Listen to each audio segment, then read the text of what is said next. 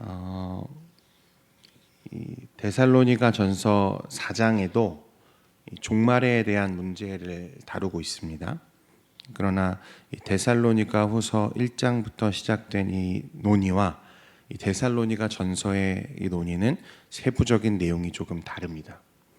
전자는 이미 죽은 성도들이 재림 때 참여하지 못할 것을 우려하는 이 성도들의 걱정, 그것을 위한 이 사도 바울의 가르침이었다면, 후자는 메시아의 재림의 시기에 대한 가르침입니다.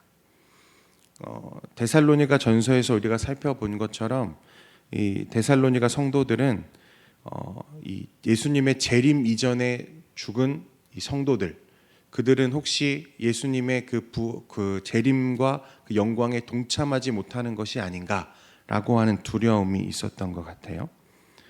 그래서 그것이 아니다.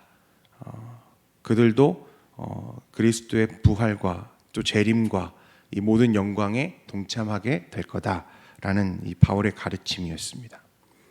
이어서 이 데살로니가 후서에서는 이 재림의 시기에 대해서 바울이 이야기합니다. 왜 재림의 시기에 대해서 이야기하고 있는지가 중요한데요. 이 데살로니가 교회에 거짓 교사들이 들어왔습니다. 그들은 뭐라 주장했는가 하면 주님의 재림이 이미 일어났고 데살로니가 성도들은 그것을 놓쳤으므로 진노를 받을 수밖에 없다고 가르쳤습니다. 참 황당한 가르침인데, 데살로니가 교회 안에 이런 미혹에 빠진 성도들이 있었습니다. 아직 온전하게 자격을 갖추지 못한 자신들은 이 하나님의 은혜와 구원에서 배제될지도 모른다는 두려움에 사로잡혀 있었다는 것입니다. 이 시기적으로 보면 데살로니가 전서를 보내고 얼마 지나지 않아서 이 바울이 후서를 또 바로 기록해서 보낸 것을 우리가 보게 되는데요. 이 전서를 보내고 나서 얼마 지나지 않아서 왜 그렇게 서둘러서 후서를 기록해 보냈을까? 그 이유가 바로 이것이 아닌가 싶습니다. 이 바울은 주님의 재림에 대한 이 소망과 성도들이 그의 앞에 모이는 것, 오늘 1절 말씀이죠. 이 거짓 교사들에 의해서 왜곡되지 않기를 기대했습니다. 성도들은 하나님의 선택을 받은 자들이므로 결코 재림의 날 그리스도의 영광에서 배제되지 않는다는 것입니다. 1절, 2절 말씀 우리 같이 한번 보겠습니다. 시작. 형제들아, 우리가 너희에게 구하는 것은 예수 그리스도의 강림하심과 우리가 그 앞에 모임에 관하여 영으로나 또는 말로나 또는 우리에게서 받았다는 편지로나 주의 날에 이르렀다고 해서 쉽게 마음이 흔들리거나 두려워하거나 하지 말아야 한다는 것이라. 이 바울은 이처럼 거짓 교사의 가르침에 흔들리는 이 데살로니가 교회의 성도들에게 이런저런 말들에 현혹되지 말라고 말하고 있습니다. 그러면서 이어지는 말씀을 통해서 그는 그리스도의 재림, 그때는 알 수 없지만 그 재림 전에는 반드시 이와 같은 일들이 있을 거야 라고 하는 이 전조에 대해서 이야기하고 있습니다. 쉽게 바꿔 말하면요, 이와 같은 전조 현상들이 없이는 그리스도의 재림은 일어나지 않는다는 거예요. 그러면 재림 전에 일어날 전조가 과연 무엇일까? 바울은 배교와 불법의 사람을 이야기합니다. 3절인데요. 누가 어떻게 하여도 너희가 미혹되지 말라. 먼저 배교하는 일이 있고 저 불법의 사람 곧 멸망의 아들이 나타나기 전에는 그 날이 이르지 아니하리니. 이어지는 말씀을 보면 이 멸망의 사람, 불법의 사람이 누구인지, 어떤 사람인지 우리에게 묘사하는 말씀들이 있습니다. 한마디로 말하면 적그리스도입니다. 이 불법의 사람은 가능한 많은 성도들을 미혹하고 파멸과 고통으로 안내하려고 시도하는 이 적그리스도, 그리스도를 대적하는 자로 등장합니다. 첫째로 그는 하나님이라 불리거나 숭배를 받는 모든 선한 것들을 대적하고 그 위에 자신을 둔다고 했습니다. 또 둘째로 그는 성전에 자신을 위치시키고 자신을 하나님이라고 선언한다 했습니다. 우리 4절 말씀인데요, 같이 한번 읽어보겠습니다. 시작. 그는 대적하는 자라 신이라고 불리는 모든 것과 숭배함을 받는 것에 대항하여 그 위에 자기를 높이고 하나님의 성전에 앉아 자기를 하나님이라고 내세우는. 이 바울이요, 오늘 이 말씀을 기록하고 있는 것은 그냥 바울의 생각을 기록한 게 아니고요, 구약 선지자들의 말씀, 예언의 말씀을 인용해서 이날 재림 이전에 일어날 그리스도를 대적하고 일어나는 적그리스도의 모습을 묘사하고 있는 것입니다.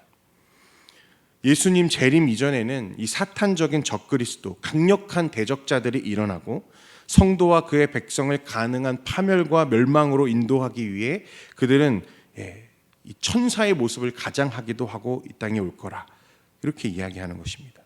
그는 스스로 하나님이라 칭할 만큼 강력한 능력을 보이고 또는 거짓 기적을 일으킬 정도로 능력으로 우리 앞에 나타난다는 거예요.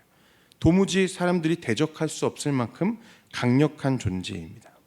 하지만 그럼에도 불구하고 우리가 그를 두려워하지 말아야 할 것은 그가 우리 주님보다 크지 않기 때문이라는 거예요. 주님은 바로 그 적그리스도의 머리를 부수고 그들을 무력화시키며 보다 더 큰 권능으로 주님이 다시 오실 것이다. 그러니 그들의 이 적그리스도의 등장에 놀라거나 두려워할 필요가 없다는 거예요. 그렇습니다. 적그리스도의 발현이 예수님의 재림의 전조라면 예수님의 재림은 그 적그리스도를 완전히 무력화시키고 죽이고, 오늘 말씀은 죽인다 표현하죠. 이 땅의 심판자요 권능의 주로 주님께서 다시 오실 것이다. 그러니 너희가 그리스도의 믿음 안에 굳건히 붙잡혀 있고 세워져 있다면 이와 같은 것들을 두려워할 필요가 전혀 없다는 거예요. 우리 8절 말씀 같이 한번 읽어보겠습니다. 시작. 그때 불법한 자가 나타나리니 주 예수께서 그 입의 기운으로 그를 죽이시고 강림하여 나타나심으로 패하시리라.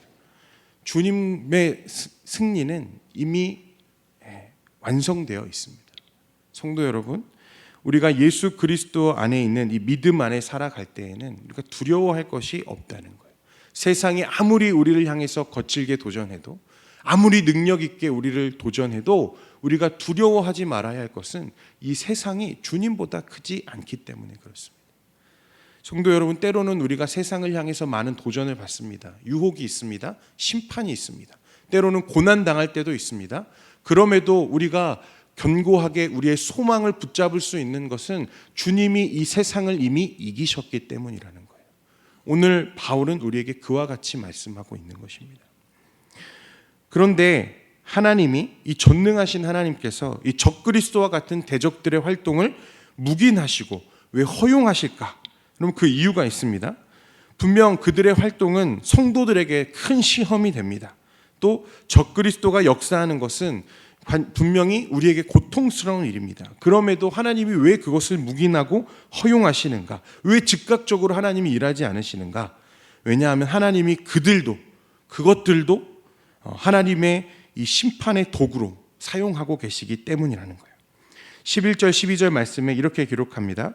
이러므로 하나님이 미혹의 역사를 그들에게 보내사 거짓 것을 믿게 하심은 진리를 믿지 않고 불의를 좋아하는 모든 자들로 하여금 심판을 받게 하려 하심이라. 여러분, 적그리스도가 또 그 대적자들이 아무리 강력해도 단 하나라도 하나님이 보호하시는 이 하나님의 성도들을 빼앗을 수 없습니다. 믿으십니까? 그가 아무리 큰 능력을 가져서도 하나님이 보호하시는 성도들은 여전히 그 영혼이 안전하다는 거예요. 왜 허용하십니까? 믿지 않는 자들, 이 하나님의 은혜를 거절한 자들의 심판의 도구로 이 대적자들을 사용하시는 하나님이십니다. 결국 그것들도 하나님의 심판의 도구로 사용되는 것뿐이에요. 진리를 멀리하고 은혜를 거절한 자들에게 이 하나님의 심판의 날은 두려움의 날입니다. 그러나 진리를 사랑하고 의리를 추구하는 하나님의 성도에게는 모든 고통이 끝나고 하나님의 완성된 하나님의 나라가 임하는 진정한 해방의 날이 바로 심판의 날입니다. 사랑하는 성도 여러분, 하나님의 주권 밖에서 일어나는 일은 이 세상에 단 하나도 없습니다. 앞으로도 마찬가지예요.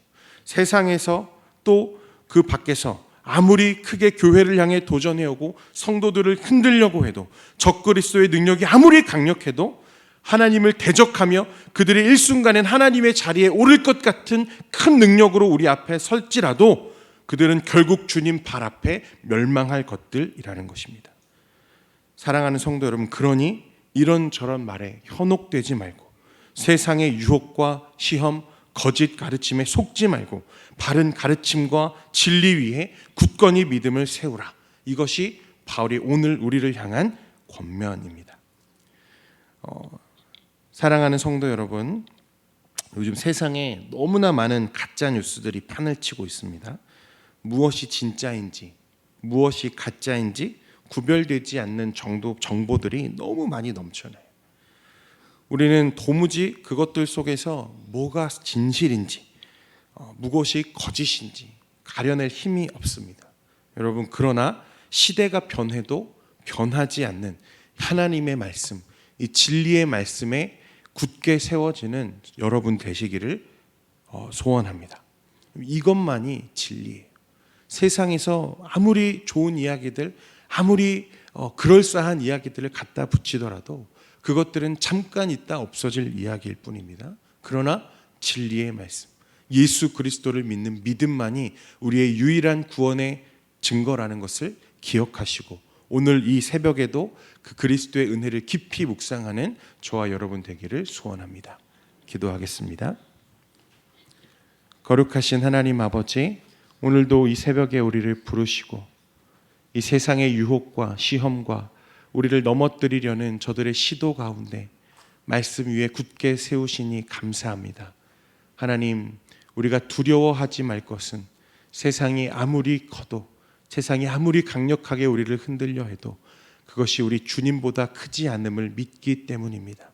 오늘 우리 성도님들, 하나님 한 주간의 삶을 살아가는 동안에도 흔들리지 않는 믿음과 견고한 신앙 가운데 설 수 있도록 인도하여 주옵소서. 세상은 자꾸만 우리로 하여금 두려움에 떨게 만듭니다. 세상에 유혹되게 만듭니다.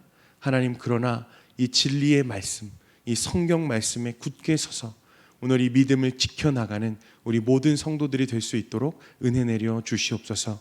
오늘도 찬양으로 영광 돌린 시무 집사님들, 그 가정과 또 사업장과 하시는 모든 일 가운데 주님 형통케 하시고, 하나님의 능력과 하나님의 믿음 가운데 그리스도의 증인으로 살아갈 수 있도록 주님 인도하여 주시옵소서. 오늘 이 새벽에도 우리가 기도로 하나님 앞에 나아갑니다. 성령님, 우리 안에 충만하게 역사하시고 우리 안에 살아계시며 역사하시는 그 성령님의 살아계심을 오늘도 우리가 경험할 수 있도록 역사하여 주시옵소서.